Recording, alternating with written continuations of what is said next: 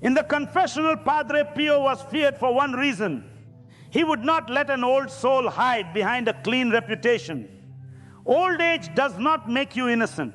It makes you accountable. If you have walked with Christ for 50, 60, 70 years, you do not get a lighter examination. Padre Pio demanded a deeper one. Do not relax. Do not assume you're safe. That assumption is how souls are lost quietly.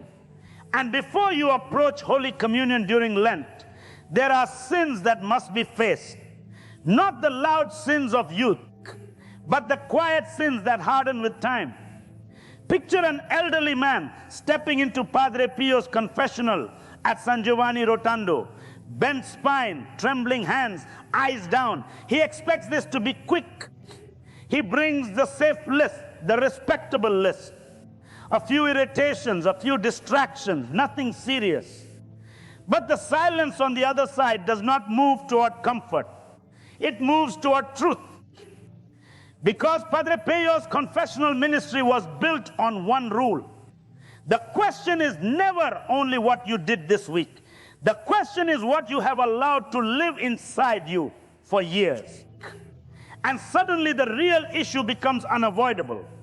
Say the name you refuse to forgive. Silence. Don't move past that. If a name just appeared in your mind, that is not random. That is exactly where Padre Pio would press. Because the most dangerous sins in later life are not impulsive. They are cultivated. They sit in the heart like furniture. They become familiar. They begin to feel justified. And that is how they kill the soul while the person still looks faithful. Many Catholics over 55 believe they have moved past serious sin. You are not chasing pleasure. You are not living recklessly. You attend Mass. You pray. You give. You have endured more than most people will ever understand. But Lent is not only for those who fall loudly.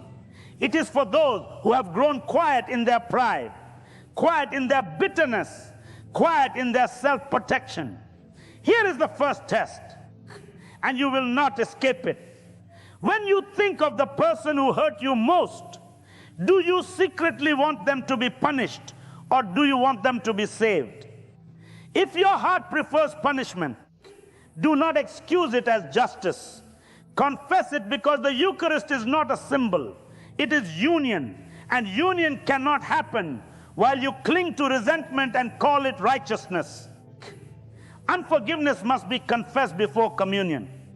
Not mild irritation, not a passing disappointment, deep entrenched refusal to release someone from a debt, a brother who betrayed you, a daughter who rejected your counsel, a spouse who wounded you decades ago, a business partner who humiliated you, a friend who vanished when you needed them. You replay it, you rehearse it, you defend your right to hold it. You call it memory, discernment, just being realistic. But when you approach the altar carrying that name like a charge sheet, you are not receiving communion in freedom. You are receiving it with a divided heart. If you still call it prudence or boundaries, ask yourself one question. Would you survive if God treated you the same way? Padre Pio treated the Eucharist as fire, not a reward. It is union. And Christ will not enter a clenched heart. This is not sentimental. It is spiritual law. You cannot ask the God of mercy to enter a heart that refuses mercy to another. Now, here is the second micro-delivery. And it stings because it is so common. You can be correct and still be cold. You can be orthodox and still be uncharitable. You can keep every routine and still be spiritually rigid. And rigidity is not holiness. Rigidity is often fear-wearing religious clothing. Padre Pio feared this kind of respectable coldness. Another sin that matures with age is spiritual superiority. It rarely sounds arrogant. It sounds respectable. It sounds like common sense. People today have no discipline. The church used to be reverent. Young families don't know sacrifice. Perhaps some of that is true. The moment observation becomes contempt, charity has died and pride has taken the throne. You are no longer grieving for souls. You are feeding on judgment. And judgment is a sweet poison. It makes you feel awake while it slowly blinds you. Let's make this unmistakable. When you leave Mass, do people feel encouraged by your presence, or do they feel inspected? When your children call, do they feel safe, or do they brace for critique? When your grandchildren visit, do they experience peace or tension? Your answers are not personality. They are spiritual indicators.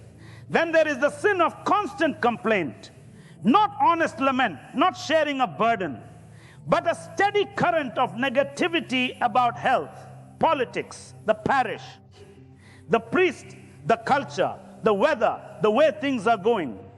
Padre warned that complaining can become a reflex, and over time it reshapes the heart. It teaches the soul to look for reasons to resist gratitude. And the more a person resists gratitude, the more they resist God. Because gratitude is the language of the humble. Here is a small but surgical micro exercise.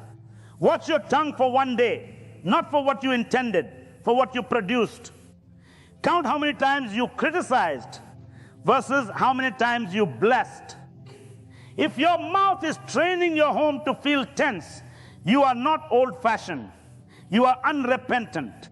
If the tongue has become a blade, the soul needs confession, not because God is fragile, but because your heart is being trained to harden.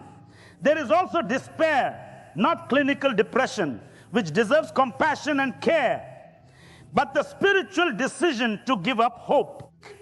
The quiet conclusion that grace does not work anymore. Statements like, nothing can change. It's all going downhill. Prayer won't do anything can feel like mature realism. But they can also be surrender.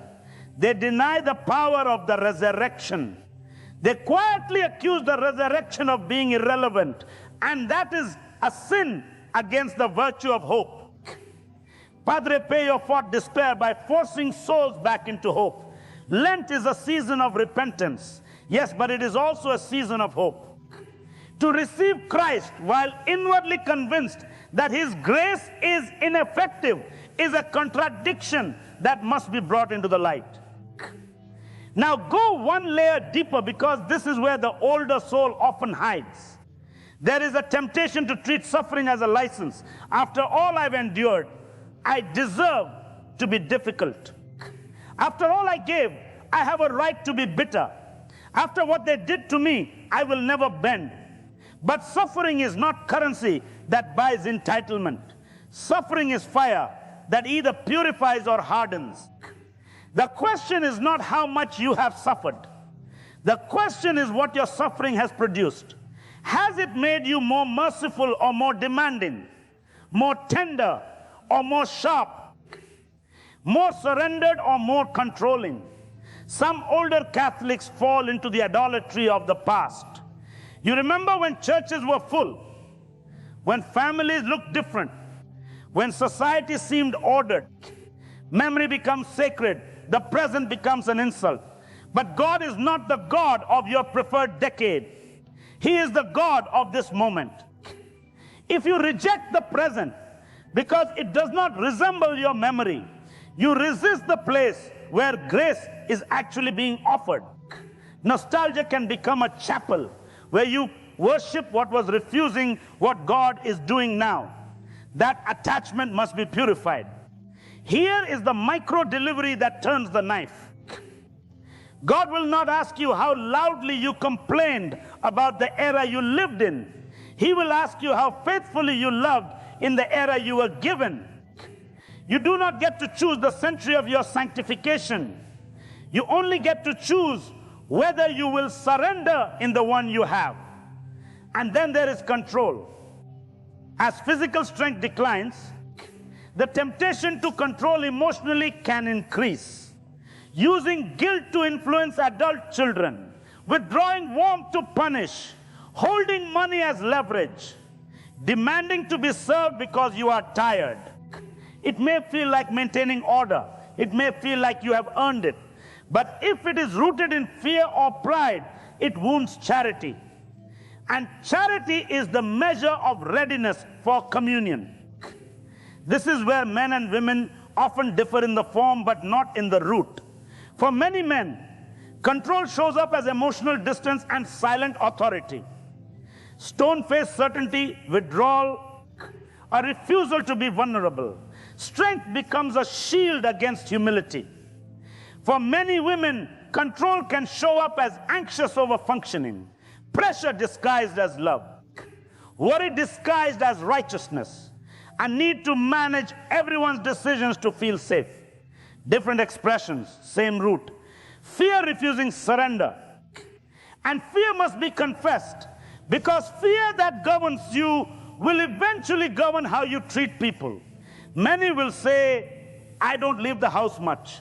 I don't interact with many people. How can I sin seriously?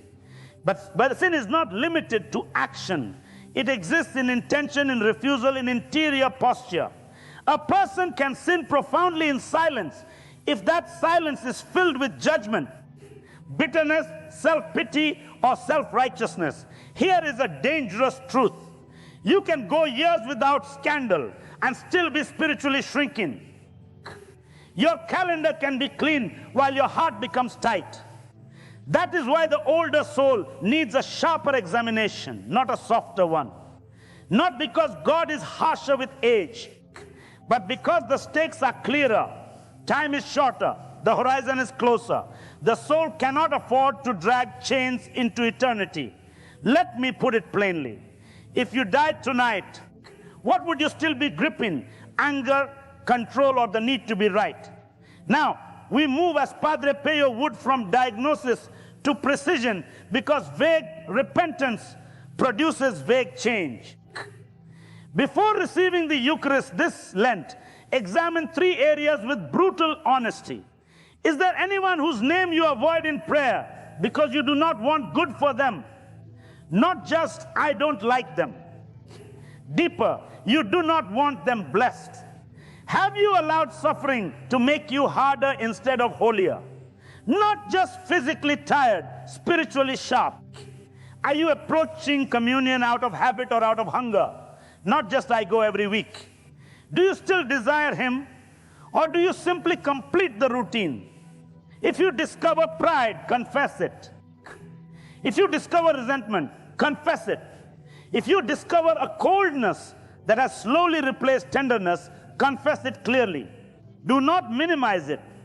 Do not hide behind phrases like, that's just how I am. That phrase has escorted thousands into spiritual ruin. The confessional is not a place for self-defense. It is a place for truth.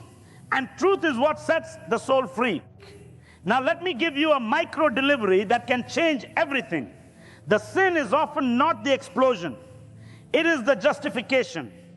I'm old, so I can talk this way. I've earned the right to be blunt. People are too sensitive now. I've always been like this. The justification is the lock. It keeps the door closed while you still call yourself faithful. Padre Pio did not tolerate excuses in the confessional. Excuses are not compassion. They are poison. They protect the disease. Mercy does not coddle what destroys you. Mercy confronts it. There is another silent shift that happens after decades of religious life. The soul becomes efficient. You know the prayers by memory. You know when to stand, when to kneel. You know how to confess without exposing anything too uncomfortable. You know how to look devout, but familiarity can become insulation. The danger is not that you stop believing. The danger is that you stop trembling. There was a time when the thought of receiving the Eucharist filled you with awe. Now it can feel routine, not because you lost faith, but because repetition dulls intensity if it is not guarded. And when awe fades, subtle sins grow in the shadows. So here is another micro test. When you receive communion, Do you still feel reverence or do you feel entitlement? If you feel entitled even quietly, the heart has begun to demand what it should beg, for that needs confession, because entitlement is pride, praying with religious words. Let me make something concrete that many older Catholics never admit out loud. Comparison has replaced conversion. You measure your spiritual life by looking sideways. At least I stayed. At least I'm not like them. At least I'm better than most. But comparison is not holiness. It is self-justification dressed in church clothes. And self-justification is the opposite of repentance. Here is the next micro-delivery. You can be faithful for decades and still keep certain rooms of your heart locked. Longevity in the church does not equal intimacy with Christ. You can stand near the altar for a lifetime and still be guarding bitterness like a treasure. Lent is when those doors must open. Ask yourself something uncomfortable. If someone lived inside your thoughts for a week, would they conclude that you are becoming more charitable or more critical? Age amplifies what you rehearse internally. If you rehearse gratitude, you become luminous. If you rehearse grievances, you become rigid. This is not poetic language. It is spiritual law working through your habits. Now we go deeper into an area almost no one confesses, but many carry. The fear of irrelevance. The world moves fast. Technology changes. Culture shifts. You feel displaced. You feel ignored. That displacement can quietly turn into resentment. And resentment often disguises itself as moral clarity. But clarity without charity is not Christ. Another hidden fracture. Spiritual control over God himself. You prayed for something for years. It did not happen. Now you pray with less expectation. Not because you stopped believing, but because you stopped trusting the Father's heart. This becomes a quiet bitterness toward heaven. It becomes a guarded prayer life. It becomes religion without surrender. And it must be brought to confession, not because God needs your apology, but because you need your heart back. Now listen carefully, because this is where many souls over 55 get trapped. The enemy will not try to make you a scandal. He will try to make you a respectable saint who is exhausting to live with. A person who is never wrong, never flexible, never gentle. A person who prays but cannot apologize. A person who receives the Eucharist but cannot bless their own family. That is not the fruit of Christ. That is piety without charity, and it is dangerous. So what does a mature surgical confession look like in Lent? Not vague statements, not safe phrases, precision. Instead of "I lost patience," confess, "I have become internally irritated with my own family." Instead of "I complain," confess, "I resist gratitude because I feel life owes me more." Instead of "I struggle with trust," confess, "I have grown angry at God for how my life unfolded." Instead of "I judge," confess, "I feed on contempt because it makes me feel superior." That level of clarity breaks chains. And when chains break, communion changes. The Eucharist stops being routine. It becomes encounter. You begin to receive not as someone maintaining an image, but as someone surrendering control. Now we move from confession to transformation, because Lent is not meant to leave you merely forgiven. It is meant to make you new. Here is what you will do. Because souls don't change by accident. Before Mass, sit still for 10 seconds and open your hands on your knees, palms up. If your hands won't stay open, your heart won't either.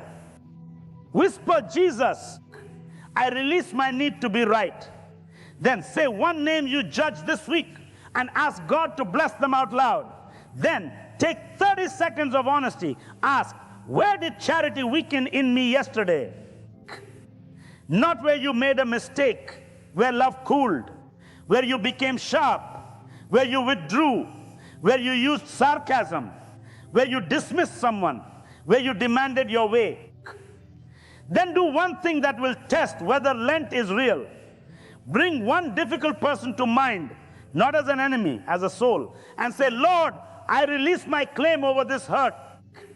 I give you permission to love them through me. You may not feel immediate warmth. That is not the measure. The decision is the will, is the altar where grace begins. This is not sentimental. This is repentance. Because unforgiveness is a stronghold, and surrender is the weapon that dismantles it. Now, let's be honest about why this is hard. Because many older souls cling to the identity of the wronged one. It feels like dignity. It feels like protection. It feels like control. But it is heavy, and it poisons peace.